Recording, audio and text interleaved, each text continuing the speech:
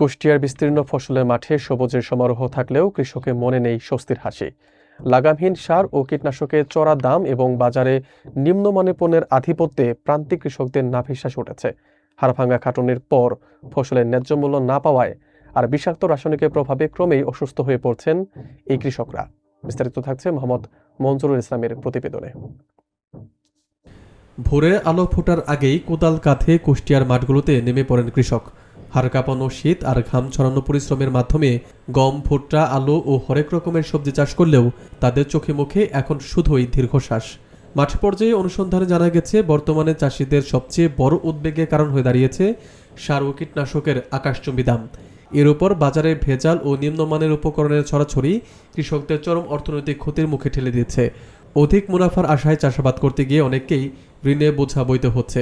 শুধু আর্থিক ক্ষতি নয়, কীটনাশকের যথেচ্ছ ব্যবহারে ভয়াবহ স্বাস্থ্য ঝুঁকিতে পড়ছেন কুষ্টিয়ার কৃষকরা।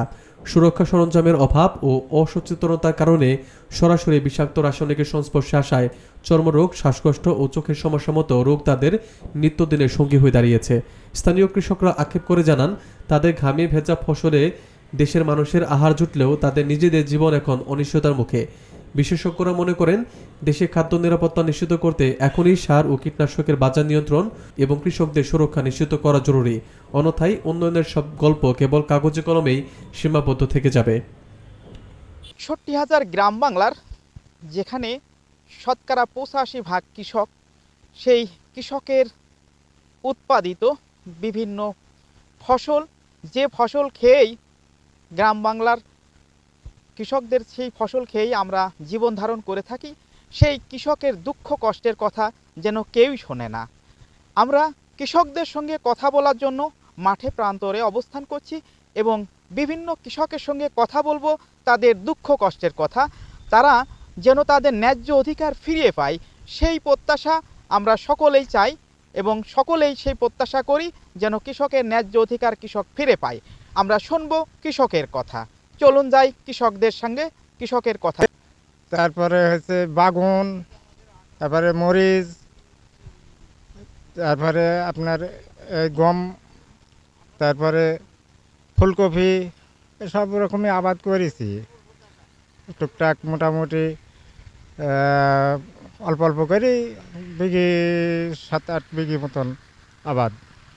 তাতে আমাদের এই আবাদের আপনার খরচ খরচায় যে আপনার সার পাওয়া যাচ্ছে না বলে বাইরে এনে সার কিনতে গিয়ে দাম বেশি। সরকারিভাবে সার যদি পাওয়া যায় তো চাষিরা সম্পূর্ণ, তাহলে তো লাভবান হওয়া যায়। কিন্তু এই চাষবাস করি দেখা যাচ্ছে বেচাকেনা করি সব কিছুরই ওই চলে যাচ্ছে আপনার ওই খরচের মধ্যে, লাভটা আর হচ্ছে না, দাম বেশি দিয়ে কিনতে হয়েছে।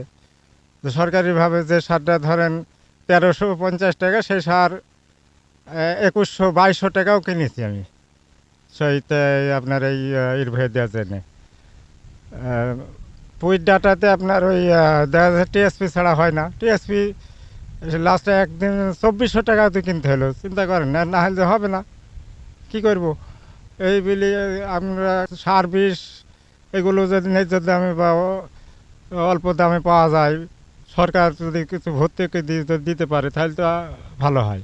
ন্যায্য মূল্যে পাচ্ছি, ঠিক আছে। ন্যায্য মূল্যে ১ বস্তা কিনলে বাইরে আরও ৫ বস্তা কিনতে হয়েছে।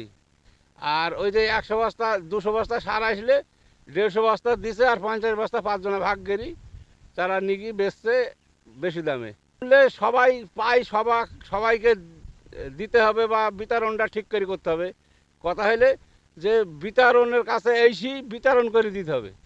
আর এই নেতাদের হাতে ছেড়ে দিলে এইভাবে চাষিরা পাইছে না, নেতারা ভাগ করেনি বেচছে দোকানে দোকানে। দোকানে কি বেশি দামে পাচ্ছে? হ্যাঁ, দোকানে ধরেন এমনি এরা ১০৫০ টাকা দিছে, আর দোকানে কি ১৭০০ টাকা, ১৭০০ টাকা লাগছে। এখন আমাদের ১০৫০ টাকা হলে ভালো হয়, ভালো হয়। বা ওই যে সমস্ত দুর্নীতিবাজরা আছে, দুর্নীতি করছে, তাদের দেখতে হবে, ধরতে হবে। এখন আমরা তো ধরতে দেখতে পারবো না, আমাদের তো আর সেই নাই, ক্ষমতা নাই। যাদের আছে ক্ষমতা তারা এসে দেখুক বা করুক, যে ভেরিফাই করুক। কৃষি অফিসারকে ফোন আমরা তো ওই ভয় তো দিইনি, আমরা দিই তখন তো আমাদের পেছনে লোক নাই। কথাটা হইলে কৃষক ঠিক আছে, কৃষক হইলে তো আর হবে না। এই যে নেতাবর্গ যারা আছে তারা তো আর কৃষকদের দেখি কি ডন কেয়ার, তাদের এখানে আছে 2.5 বিঘি চাষ করছে বেচানোর জন্য 2000 টাকা বস্তা কিনে দিয়েছি কিন্তু সরকার রেট তো 1350 টাকা। ও মানছে না। তো সেক্ষেত্রে আপনার কি কি প্রত্যাশা করেন? প্রত্যাশা এখন আবাদ করে খেতে হবে আমাদের, আমরা চাষি মানুষ, দাম বেশি নিলে তো আমাদের কিছু করার নাই। সরকার তো চাচ্ছে যে কৃষি মানুষ ন্যায্য মূল্যে সার পাক, সেক্ষেত্রে আপনার চাওয়া পাওয়া কি? আচ্ছা আবহাওয়া ওই দিন পানি দিয়েছি 2000 টাকা বস্তা সার দিয়েছি, এখনও দেবো। এখন এখানে 4 বস্তা সার পড়বে, ইউরিয়া, ফসফেট, ড্যাপ এসব পড়বে। এ সারে আমাদের আবাদ হয় না, আমাদের সার বাইরে থেকে কিনি সার আবাদ করতে হয়।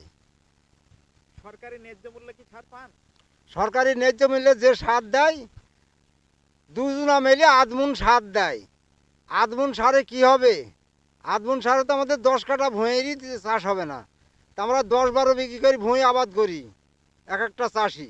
আমাদের এখন বিষ আর সার, ইউরিয়া, ফসফেট, তারপরে এসপি, এই সমস্ত জিনিসগুলো আমাদের প্রয়োজন।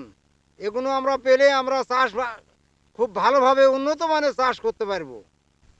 সার, বিষ এগুলো একটু আমাদের সুবিধা মতন হলে পারে আমরা ভালোভাবে চাষবাস করতে পারবো, উন্নত করতে পারবো।